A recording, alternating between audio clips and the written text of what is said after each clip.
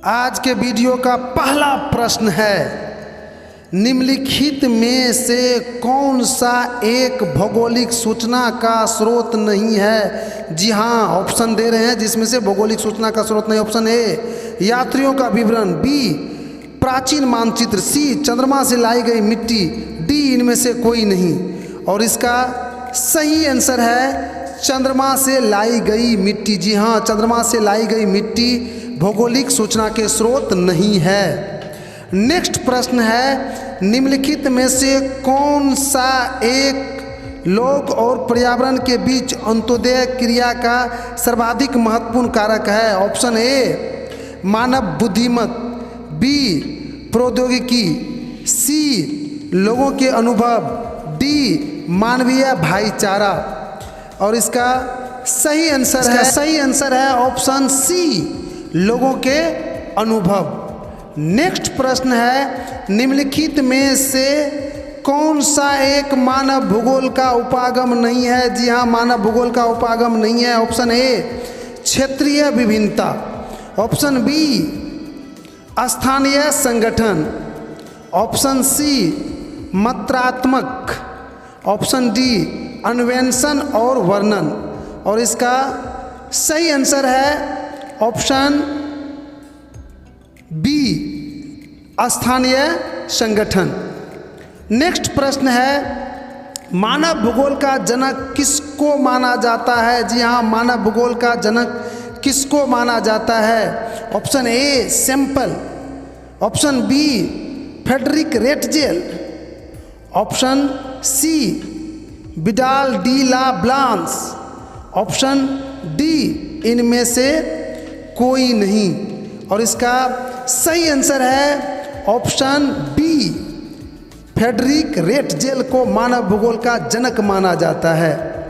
Next प्रश्न है, मानव भूगोल मानव समाज और धरातल के बीच संबंधों का संश्लेषित अध्ययन है। यह कथन किसका है। Option A Ellen C Semple का, option B Blache, option D C Ratzel और ऑप्शन डी इनमें से कोई नहीं। और इसका सही आंसर है ऑप्शन सी रेटजेल। जी हाँ, रेटजेल का मानना था कि मानव भूगोल मानव और समाज के संश्लेषित अध्ययन है।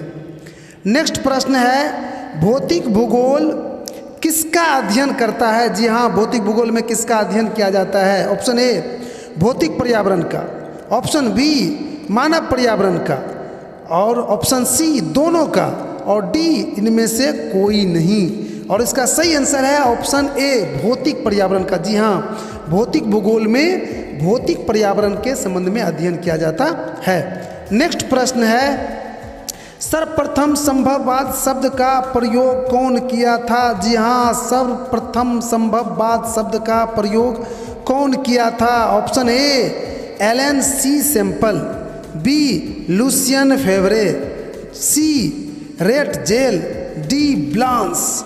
और इसका सही आंसर है ऑप्शन बी लुसियन फेवरे। जी हाँ, लुसियन फेवरे सबसे पहले संभववाद शब्द का प्रयोग किया था। नेक्स्ट प्रश्न है, नव निश्चयवाद संकल्पना का प्रतिपादन किसने किया था, या निश्चयवाद के प्रवर्तक कौन हैं। Option A Griffith Taylor, B Hitler, C Ratzel, D Humboldt. और इसका सही आंसर है ऑप्शन सी रेटजेल। नेक्स्ट प्रश्न है, भूगोल अध्ययन की कितनी प्रमुख शाखाएं हैं। जी हाँ, भूगोल अध्ययन की कितनी प्रमुख शाखाएं हैं। Option A 2, option B 3, option C 4, option D 5। और इसका सही आंसर है ऑप्शन ए 2। जी हाँ, भूगोल अध्ययन के प्रमुख 2 शाखाएं, एक भौतिक भूगोल, दूसरा मानव भूगोल। नेक्स्ट प्रश्न है, निम्नलिखित में से किस महाद्वीप में जनसंख्या वृद्धि सर्वाधिक है। जी हाँ, किस महादेश में सबसे अधिक जनसंख्या वृद्धि दर है। Option A Africa, option B Asia, option C दक्षिण अमेरिका, और ऑप्शन डी उत्तर अमेरिका। और इसका सही आंसर है ऑप्शन ए अफ्रीका। जी हाँ, अफ्रीका में सबसे अधिक जनसंख्या वृद्धि दर हैं। नेक्स्ट प्रश्न है, निम्नलिखित में से कौन सा एक विरल जनसंख्या वाला क्षेत्र नहीं है? जी हाँ, कौन सा क्षेत्र है जिसमें जनसंख्या विरल नहीं है, अर्थात कुछ न कुछ जनसंख्या है या अधिक जनसंख्या है? Option A Atacama, option B दक्षिण पूर्वी एशिया, ऑप्शन सी भूमध्य क्षेत्रीय प्रदेश और डी ध्रुवीय प्रदेश। और इसका सही आंसर है बी, ऑप्शन बी दक्षिण पूर्वी एशिया ऐसा क्षेत्र है जहाँ पर कुछ न कुछ जनसंख्या है, नेक्स्ट क्षेत्र में जनसंख्या नहीं के बराबर है।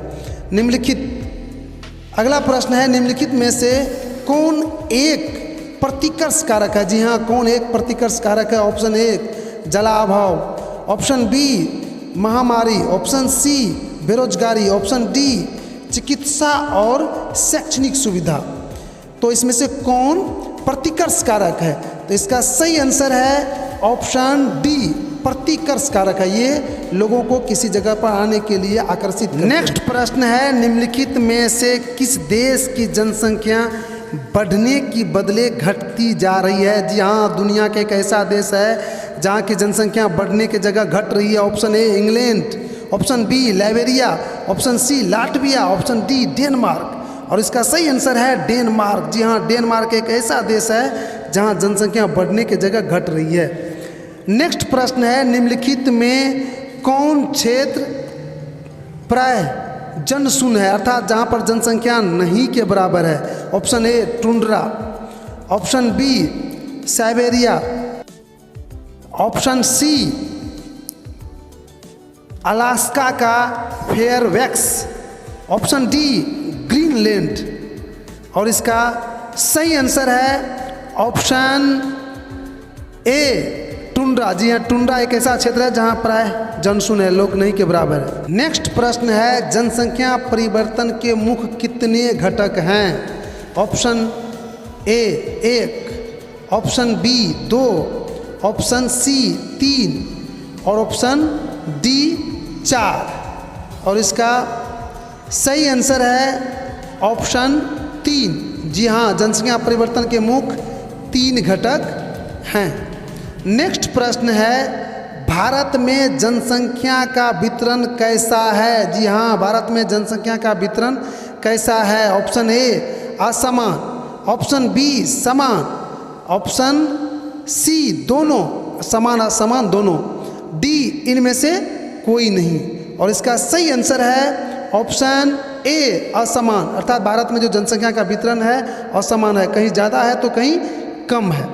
नेक्स्ट प्रश्न है, औद्योगिक क्रांति का उदय कब हुआ था? जी हाँ, औद्योगिक क्रांति का उदय कब हुआ था? Option A 1950, option B 1650, option C 1750, option D इनमें से कोई नहीं। और इसका सही आंसर है ऑप्शन सी 1750। जी हाँ, 1750 ईस्वी इंग्लैंड में सबसे पहले औद्योगिक क्रांति हुआ था। नेक्स्ट प्रश्न है, जनांकीय संक्रमण का सिद्धांत कौन दिया था? जी हाँ, जनांकीय संक्रमण का सिद्धांत कौन दिया था? Option A Frank W Notestein, B Febvre, C Ratzel, D इनमें से कोई नहीं। और इसका सही आंसर है option A Frank W Notestein जनांकीय संक्रमण का सिद्धांत दिया था।